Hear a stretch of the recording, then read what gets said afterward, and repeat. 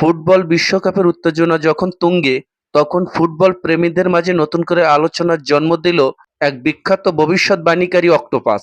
অতীতের ম্যাচের ফলাফল সঠিকভাবে বলে আলোচনায় আসা এই অক্টোপাস এবার জানিয়েছেন 2026 বিশ্বকাপ জয়ের দৌড়ে এগিয়ে রয়েছেন আর্জেন্টিনা।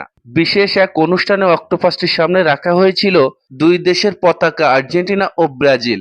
সবাই শ্বাসরুদ্ধকর অপেক্ষা ছিল কোন পতাকার দিকে এগিয়ে যায় সে। কয়েক মুহূর্তের উত্তেজনার পর অক্টোপাসটি সরাসরি আর্জেন্টিনার পতাকার দিকে গিয়ে সেটিকে বেছে নেয়। এটাই শুরু হয়ে যায় সামাজিক যোগাযোগ মাধ্যমে তুমুল আলোচনা। আর্জেন্টিনা সমর্থকেরা বলেছেন এটি বিশ্ব চ্যাম্পিয়নদের জন্য একটি শুভ সংকেত। অন্যদিকে ব্রাজিল ভক্তদের দাবি মাঠের খেলা মাঠেই হবে, কোনো অক্টোপাসের ভবিষ্যৎবাণীতে বিশ্বকাপ জিতা যায় না। তবে বাস্তবতা হলো ব্রাজিল ও আর্জেন্টিনা এই দুই দলই শক্তিশালী স্কোয়াড নিয়ে বিশ্বকাপে অংশ নিয়েছে।